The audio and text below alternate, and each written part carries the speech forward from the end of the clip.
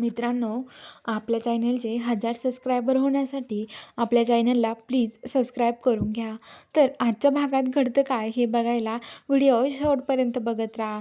तर आता इकडं जी सावी आहे ती सावी आता घरी यायला निघालेली असते. दयामामाच्या घरातून ते सापडते तिथे कागदपत्र, पण त्या दयामामा तिथे येतो त्यामुळं रिनी, पराग आणि सावी त्या तिथून निघून जातात.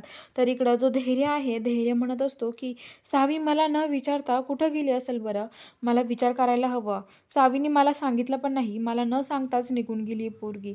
मला सांगायचं ना, ही तर त्या मामाच्या घरात जर गेली नसेल ना, तिकडे जावं लागेल मला नाहीतर शोधायला, असं तिचं धैर्य म्हणत असतो. जाऊ का मी तिकडे शोधायला, असं धैर्य म्हणतो आणि तो आता बाहेर यायला लागतो. तेवढ्यात सावी येते आणि सावीला विचारतो, धैर्य विचारतो, कुठं गेली होतीस ग तू?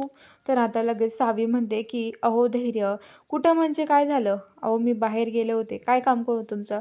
एवढी का तुम्हाला काळजी आहे का माझी लई? का टेन्शन आलं तर माझी काळजी वाटत होती? तर आता धैर्य म्हणतो, मला का वाटेल तुझी काळजी? मला नव्हती वाटत काळजी. असंच विचारलंय. तर आता लगेच जी सावी आहे ती म्हणते की असंच कशाला विचारायचं मग? आता सावी धैर्य ते रूममध्ये निघून जातात. तर इकडं दयामामा म्हणतो की ही दामिनीशिवाय हे कुणीच करू शकत नाही. हे सगळं घरात उचकापाचकी येऊन दामिनीनेच केले, कारण कोणाला काही माहीत नाही, फक्त तिला माहिती आहे. त्यामुळं आता दयामामा शांत बसत नाही. दयामामा आता लगेच मुजुमदारांच्या घरी येतो आणि घरी आल्यावरती आता तो ओरडतो मोठ्याने, ए दामिनी कुठं गेले का, बाहेर ये. आणि आता खूप दारू पिलेला असतो. दामिनी तिथे येते आणि म्हणते की काय रे दया, अरे नाटकं काय करतोय ते सगळ्यांसमोर, शांत बसतो का? अरे कशाला दारू पिऊन आलायस इथे, असं म्हणते. तर आता तो काही शांत बसत नाही. तो म्हणतो की हे बघ, मला काही माहिती नाहीये, तू सगळ्यांना इथे बोलवून घे.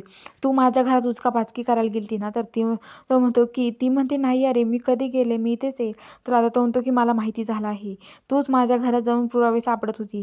तर उद्याच्या उद्या मला माझ्या पोरी साखरपुडा करायचा, नाही तर मी जे काय सत्य सांगायचं ना सगळ्यांना सांगेल. सगळ्यांना ओढून घेतो. ए दया, तो म्हणतो की ए धैर्य, ए भास्कर, ए विलास, नीता, अवंती, लवकर बाहेर या. आणि सगळे बाहेर जमा होतात तिथे. आणि आता लगेच दामिनी म्हणते थांब मी सांगते.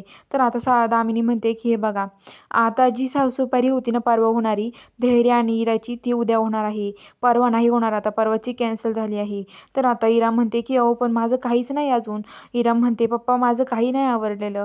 तर आता लगेच दया म्हणतो की तुला जे हवंय मला ते सांग. भास्कर आणि विलास, तिला काय जे पाहिजे ते द्यायचं आणून, असं म्हणतात. तर आता बघूया पुढील भागामध्ये आता धैर्य आणि सावी काय करू शकतील हे बघायला चॅनलला सबस्क्राईब करा.